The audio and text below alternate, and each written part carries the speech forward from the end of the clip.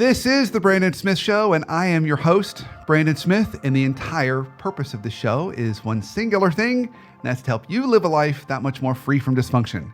And so for today's show, we're going to talk about resilience. We're going to talk about how do you become more resilient when life throws you curveball after curveball, and there's storms and all the other things that become a challenge in life. And I would argue that resilience is probably more needed today than ever. And so to help us on this journey, I have a wonderful guest here, Linda Hoops. Linda, how are you? I'm just peachy. Just peachy. First guest ever to respond with just peachy. I love it. I love it. So Linda, you wear lots of hats. We were talking about that before the show started, of the hats.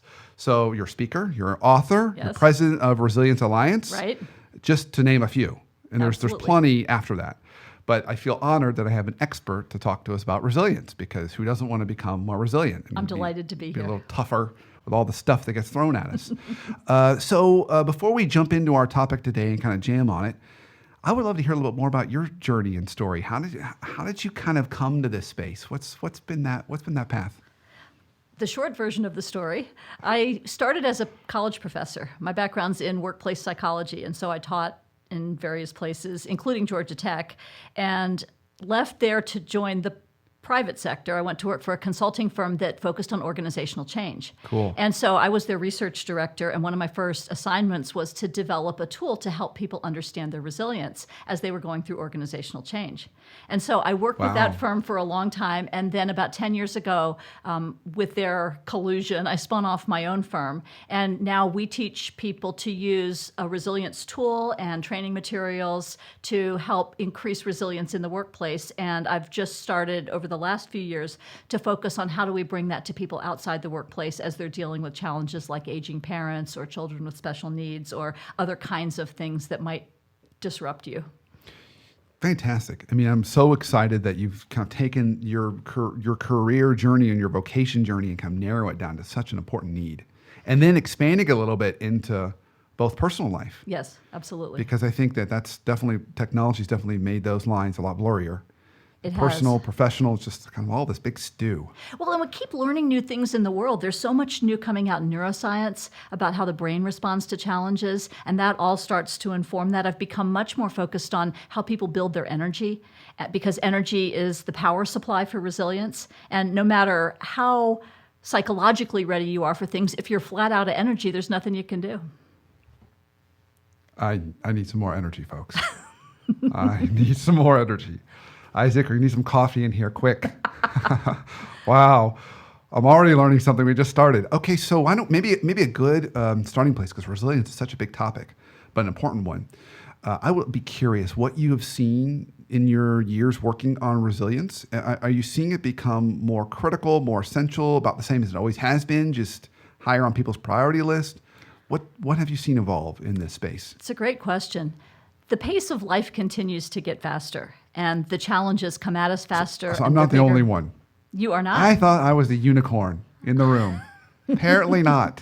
On the other hand, a lot of the challenges change from generation to generation. The challenges that I faced growing up are very different from the challenges that kids today face growing up. I mean, think about what's going on in the schools. Yeah. And so many disruptive, I'm searching for the word, but basically, when I think of challenges, I think of everything from those short things like the lady who backed into my car in the parking lot the other day, all the way to the long. Did that really happen? That really happened, Oh, yes. that's not a happy day. That's Her comment was, "Oh, what a great way to end my day." I said, "Yeah, me too." I love it. That's fantastic. So anyway, challenges range from the very small to the very long, to having a child with special needs, for instance. That's a lifelong challenge. And challenges come from lots of different places. Some we bring upon ourselves. If you ever know somebody who deliberately took on a difficult job, a therapist, joining the special forces, firefighter, whatever it might be, you're inviting challenges into your world. And then there are challenges that come with aging. And then there is the stuff happens challenges, and then there's the stuff where bad people do things and create challenges. And so I've got this thing in this book that I just wrote called the Challenge Map that helps And by the way, the book is? It's called Prosilience, which is about proactively building your resilience. Excellent. And so the idea is that challenges, there's a whole landscape of challenges. And so the kinds of challenges change, but we all deal with challenges from many corners of our lives. Organizational change being one of the most common for people who are living in that world. So the sounds like the short of the story is you're not going to escape challenges. No. Every season of life is going to have its own set.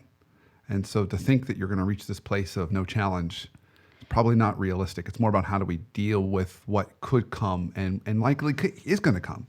Yes, and also to prepare ourselves in advance. Yeah. There are muscles you can build to deal with challenges. So it's about preparation, not necessarily avoidance. Right. Although there is a thing about preventing the adversity that you can prevent. Not texting while you're driving, not doing stupid things or going stupid places. There really is some of the adversity that you don't have to deal with. Yeah, okay. So part of that preparation is also preventative stuff. Right. So there's this kind of just almost like taking care of your health. There's things you can do to prepare yourself emotionally, mentally, and just around life. Yep, absolutely.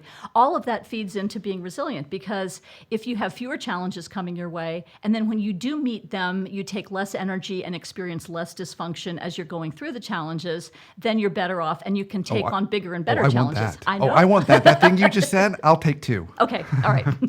Wrap them up. I'm putting them in my car. All right. So thanks for helping us set context around this. I think everyone listening, I speak for myself, feels that and gets that. So before we jump into how do we build it and do it better, I would love to hear you kind of riff on your definition of resilience, what it means, because I'm sure a lot of people who are listening might have their own definition. And so it'd be great to kind of have you help us kind of standardize it. There are a lot of definitions out there. And I have moved away from thinking about you're a resilient person, you're not a resilient person. I think resilience is a state that we all move into and out of. There are days when I feel really resilient, and there are days when I just don't. And so I look at resilience in terms of the results. I think when you meet a challenge, if you've done one of three things, you've demonstrated resilience. The first way you demonstrate resilience is to reduce or minimize harm. So when something happens, the actions you take keep things from being worse than they might have been. A second way that resilience shows up is to be able to stay or get back on track toward your goals. So if you get knocked off course by the tree that hit your house or whatever it is, you use a minimum of energy to sort of get back and focus on what's most important and keep going. And then I think the third outcome of resilience is learning and growth. I think sometimes people can use challenges to get stronger and grow. But I think that all three of those are legitimate evidence of people being resilient. So I'm going to try and summarize it using my own words. Okay. So the first one's damage control. Right. Second one's back on track. Yep. And the third one is learning from that so you don't repeat it. Right. And so maybe you can even turn around and help other people. There are people who have been abused as kids, for instance, who have turned around and in later life been able to use that horrible experience as a gift to come back and help other people. Oh, so you're actually taking this almost to an existential place. Like you could find purpose in some of those things that you've overcome. Yes, absolutely. And then make that the need in the world you're going to meet. I've been working lately with a lady who's a stage 4 pancreatic cancer survivor who used that experience, left corporate America, and does a lot of work now with metastatic cancer patients and other people, helping them figure out how to live their best lives. How cool. Wow. All right. So we talked about a little about resilience as a thing and how it's even more necessary. Mm-hmm. How do we define it? What are some things we can start to do to build our resilience? I talk about 4 building blocks of resilience. The first one is knowing how to calm yourself. So when you're feeling disrupted, how to bring yourself to a calm center. I just call Isaac. I just let Isaac just talk to me. I need an Isaac. Soothing voice. It's like, okay, it's going to be okay. Right. So whether it's breathing or walking outside or getting a hug from somebody or listening to music that you like, that's the first thing because that lets your brain know things are okay and that it can start figuring things out. Because the first thing that happens when we get disrupted is your brain goes, ah! And then you can't think so well. I think my brain did that already today. Ah! It was. Ah! So the second building block of resilience is choosing a good strategy. Sometimes we can take a challenge and reframe it as an opportunity. But we can't always. So another strategy is to figure out how to change the situation. The third strategy is to change ourselves.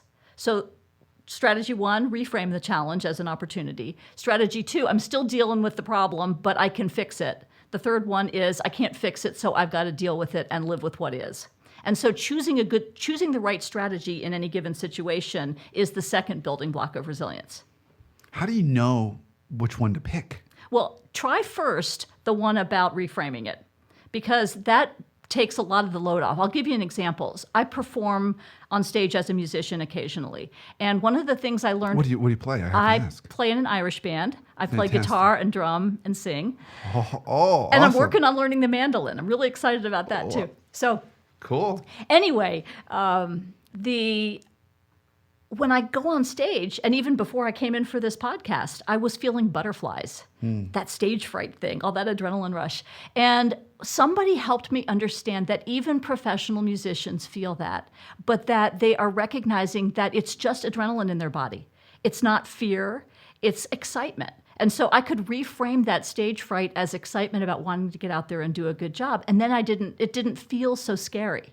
So that's an example of reframing. So if you can do that, you can. But let's say that your dog just died. It's hard to reframe that as an opportunity. But sometimes we can fix the situation. So the lady who ran into my car, I didn't say, oh, let me just drive the car like this for the rest of my life. I took the car to the shop. I called the insurance company. I did things to start to fix the situation. And if you've got control in a particular situation, you can do that. Many times in organizations, we don't have control over the changes that are coming at us. So if we can't reframe them, then the third strategy of figuring out how we adjust to the new normal is what we've got to do. Okay, so it sounds like the first step really is reframing and see if that helps. Yep. And it sounds like, and you correct me if I'm wrong, that if reframing either doesn't help in the moment or if the thing keeps popping up over and over again, then we go down the path of 2 or 3. Right. Then we either fix the situation or we adjust ourselves. And usually we're using elements of all 3. So we figure out what can we control, what can we fix, what can we reframe. Is there one that's harder than another of those 3 strategies that you find It when you're depends working on the with people? person. And Oh, I really? think people can overuse any of them. Have you ever known somebody who always pretends that everything's really okay? They're trying to reframe everything. Oh, everything's for the best, and they reframe things and they don't really dig in and deal with the tough stuff because they're pretending everything's okay. Then there are people who try to fix everything. They bang their heads against the wall because they want to try to fix and control everything, even the things that they can't control. And then there are people who just give up. Who say, I can't fix this, I'm just going to have to live with this, and they don't dig in and try to change things. So I think any one of those strategies can be overused. For me, the easiest one is reframing. I've got a lot of practice at that. The hardest one is adjusting myself to a situation. I want to keep trying and try to fix it. Yeah, I agree. Amen. I'm with you on that too. Yep. Particularly when you've got people involved. When you think, oh, I bet this one thing will get them to see things differently or do things differently. Yep. So if building block number 1 is calming yourself and building block number 2 is choosing the right strategy, building block number 3... Almost went there, but not quite yet, folks. We are at the break. All right. So you're going to have to hold on for building block number 3 and building block number 4. So we're going to go into the break. When we come back, we're going to talk about other ways to get us more resilient. Stay tuned.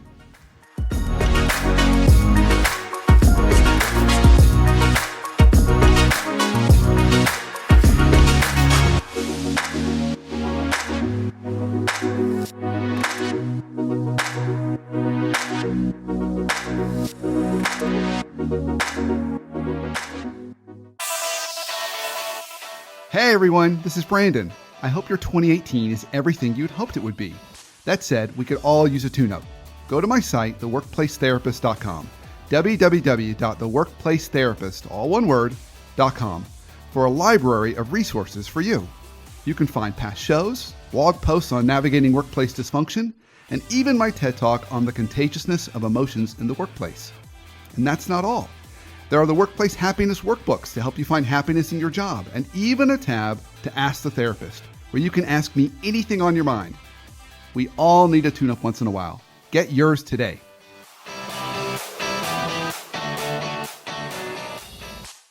Welcome back to the Brandon Smith Show. Of course, I'm your host, Brandon Smith, and today we're talking about resilience. We're talking about some things we can be doing to become more resilient. And my guest, Linda Hoops, has been helping us on this journey. Now, right before the break, Linda, I stopped you because you were almost going to the third building block. So now let's go there. But if you don't mind, just in a quick summary way, summarize for us what's building block 1, building block 2, and then you can take us all the way to building block 3. When you meet a challenge, building block number 1 is being able to calm yourself. Building block number 2 is Take a deep breath. Figuring out your best strategy for approaching the challenge. Okay. Building block number 3 is actually doing some problem solving, figuring out what to do. And so you have a set of resilience muscles that you use to do that. Did you know that? No, I didn't. Where are they? So one of your resilience muscles. I have them. I need that exercise at the gym. Yes, you do. I've been looking. Is that the machine that's always full? Yes. That's why I haven't been able to do it. It's the one that's always full. And at the end of the show, I'm going to tell you how to find your own resilience gym. Oh, I like this. Is there a membership fee? No. Oh, even better. No. Life better. is your membership fee. So that's a soundbite right there, folks. So life is, yes. Okay, so positivity is your first resilience muscle. That's the glass half full, glass half empty thing. Okay. You are more able to throw yourself into dealing with a challenge when you can see possibilities and hope in that. And that's something that you can practice. I don't know if you've run across Dr. Martin Seligman's work on learned optimism and how people learn to frame situations and understand them more hopefully. The second one is confidence. If you believe in yourself and understand your own capabilities and know yourself well. The third one is priorities. And for those people who have so much on their plate, this is a really important resilience muscle because it's the muscle that lets you say no without guilt. To be clear about what's most important and to focus your energy on dealing with the challenge most directly. Creativity is a resilience muscle because it helps you think of new ways to approach unfamiliar and difficult situations. Connection is a resilience muscle, the ability to reach out to other people and ask for support and help. Structure is a resilience muscle that most people don't think about, but the ability to use your energy efficiently, to have systems and processes in place in your world so that you are not wasting energy doing things and you have more energy available to deal with challenges. And then finally, experimenting is a resilience muscle. That's getting out there, trying things, taking a risk, failing, learning. All of those things help you work your way through challenges and problems effectively, and those are all things that you can strengthen. So that's building block number 3, is working on applying those muscles to the challenges that you're facing. Yeah. Wow. So as I heard those, I thought to myself, yeah, some of those I think you can learn and maybe even have technology help you with. Some of those can be more challenging for people. It's almost like, so I'm going to kind of highlight 2 that stood out for me that I thought, okay, I'd love to see where we go with this. So the first one you mentioned was the positivity one. Mm-hmm. I know some people, it's just by their nature of being a little more negative, and then they go through into professions that are risk management professions. Mm-hmm. Yep. You know, law or compliance or basically any profession where you're trained to look for bad stuff happening. Mm-hmm. It's those people tend to go through the world looking through lenses of negativity. Mm-hmm. Is it possible to get them to change their lenses? You know the joke about the therapist and the light bulb? No, I don't know. How many therapists does it take to change a light bulb? I'm waiting for the answer. Only one, but the light bulb really has to want to change. Oh. So this is exactly the same thing. Ching. I'll be here all week.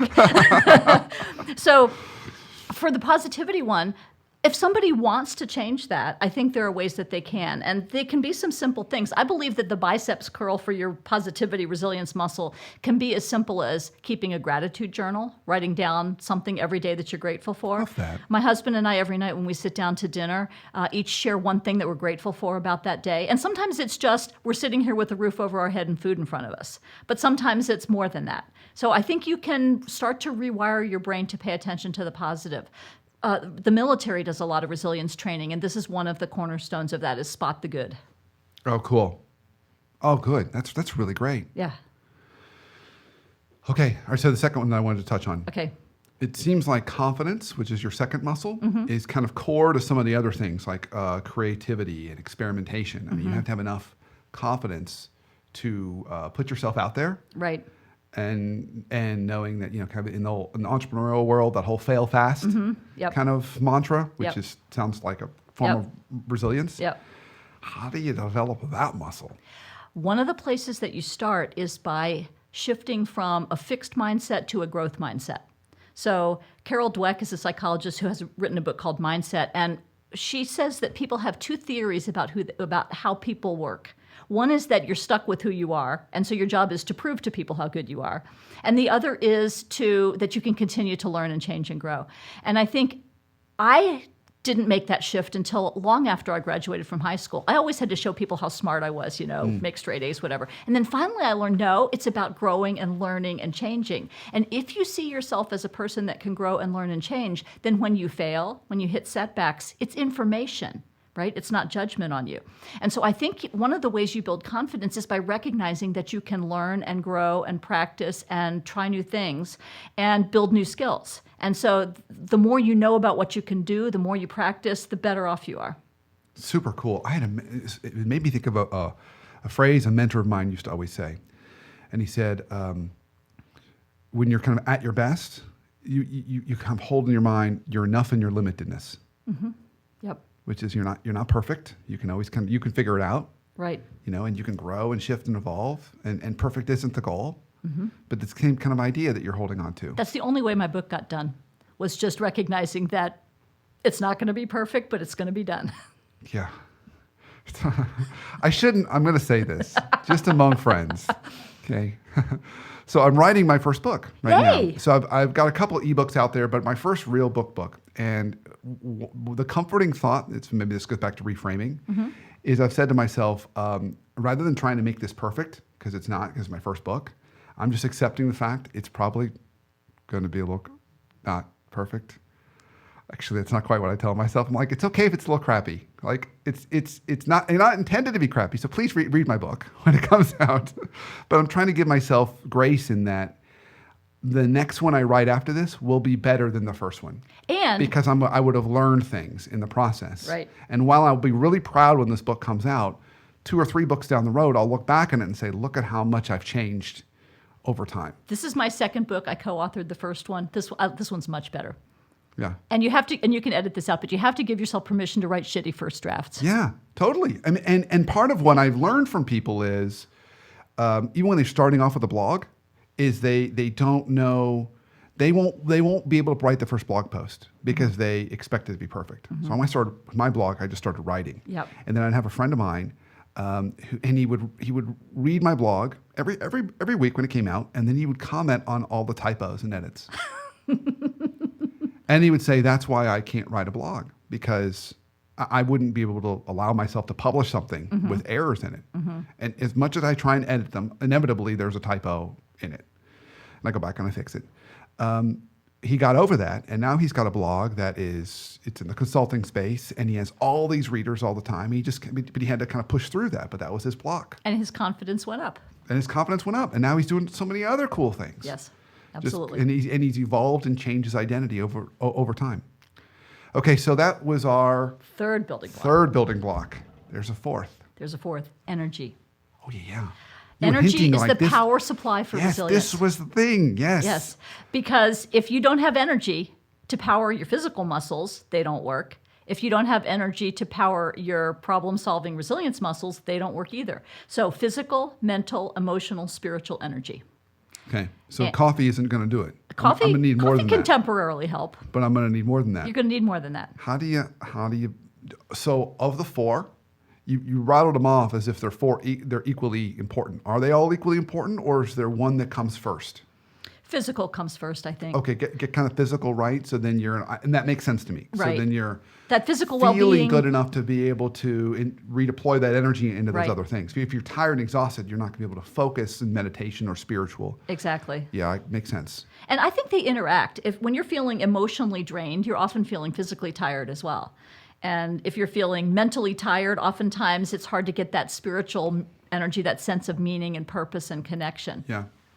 So any other tips for our resilience gym? Well, you know what you probably need to do for physical energy.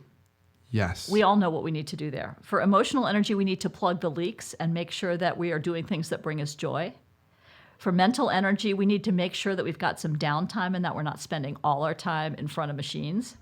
And for spiritual energy, it's really about finding people that are your tribe. It's really connecting with something that's larger than you and being in service to some larger purpose. And all of those things then feed your resilience. I'm actually doing some work right now on how to organizations build human energy sustainability. How do the practices and cultures that organizations have support people having high levels of energy? That is super cool. Yeah, it's pretty neat. Have you discovered anything yet? Little nuggets that you can take out of the...